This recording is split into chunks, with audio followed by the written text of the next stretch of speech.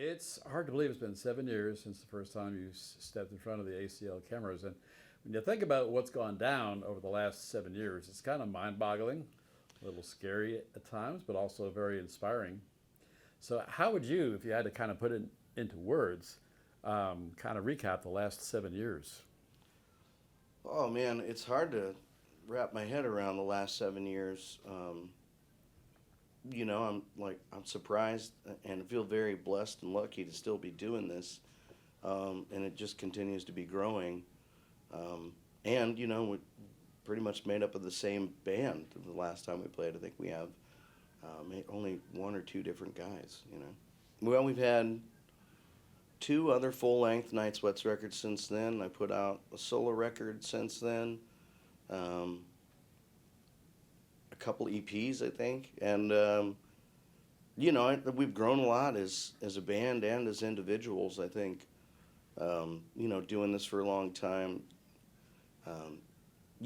shapes you in good ways and bad ways. But I think we're coming out on a positive side of things. So, yeah. What is it about that live show experience? I'm not sure. People. I hear a lot of times, through other people that people like us better live than they do on the recordings, which I'm always like, damn, we work so hard on the recordings. But that's something that I love about the bands that inspire me and the people that write music that I like. When I see them and I like them better than the record, that's exciting. That's what you want. And I don't really know how we do that. I think a lot of what we have for me is our camaraderie and our, we're kind of a family, and I think that shows up on stage.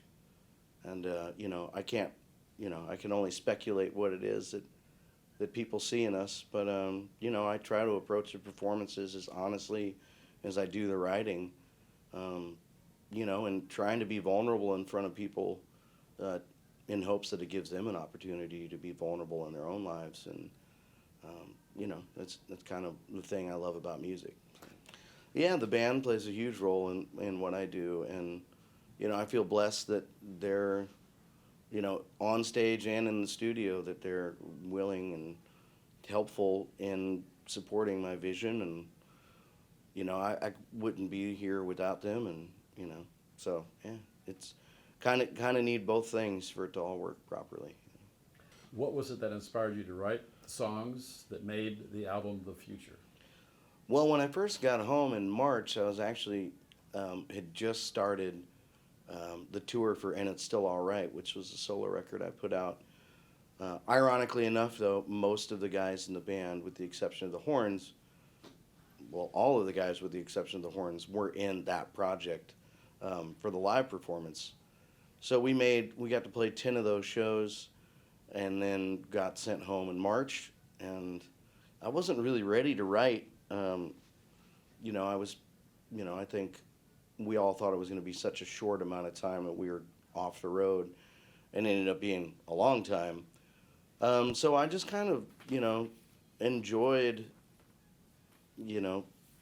just a little bit of time to myself, and it was really nice. I think we had been hitting the road really hard, so it was kind of needed.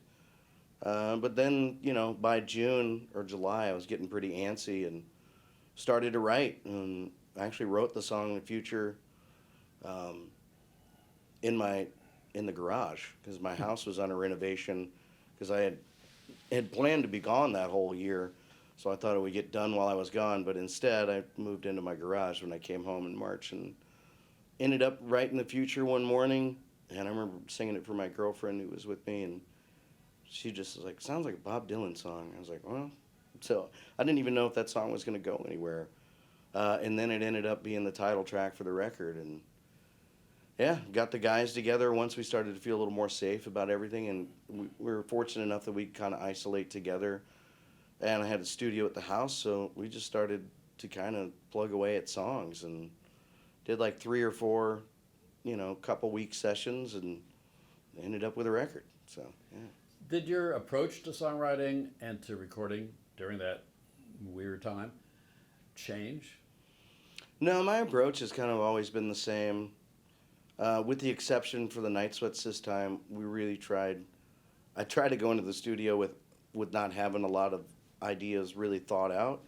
I was just trying to see, like how we could kind of inspire each other or what we could come up with in the studio, which it was good, but I think I learned some things out of that. Like I like to be a little more prepared for myself and have songs a little more flushed out before I bring them in to people. So yeah. Who were some of the songwriters and the bands who really kind of inspired you and made you want to make this your life back in the day? Oh man, I like starting off younger. I was always a huge Bob Dylan fan, a big Leonard Cohen fan, Townes Van Zandt. The band has been a huge influence, Robbie Robertson.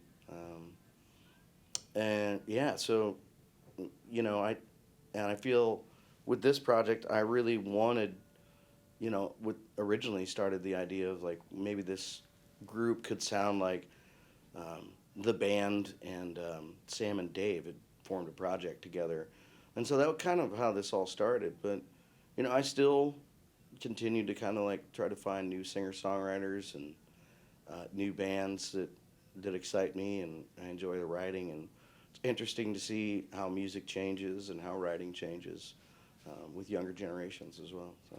Yeah, it's so true that so many artists who kind of get in a groove, stuck in a groove sometimes, and they sort of like just, that's their focus. They stop listening or even having a curiosity about what else is going on out there, the new up-and-comers Right. and so forth. I'm still really curious, and I don't want to be anti-youth either. I know it's easy to get stuck and feel like maybe you know everything, but I feel like younger people are experiencing, their lives a lot differently than I did, and I'm curious about how that is because their relationship to the world we live in is different than the way I see it or the way I even live it or perceive it. So, in some ways you get to learn from younger people. Because their experience is so different. So finally, is it too soon to ask what the future is after the future? Well, I'd love to, we're going to make another Night Sweats record here, hopefully, sometime. We've been so busy this year, it's been hard to write. It's always difficult for me to write on the road. I usually catalog a lot of ideas, but don't actually get time to sit down and work those ideas out. So I'm hoping we have a little time off to try to spend some time with those thoughts. And then probably, put out another record. Just keep doing what we're doing. If we get lucky enough, maybe we'll get to do this as long as people like Willie and, John Prine and all the folks that we love so much. So.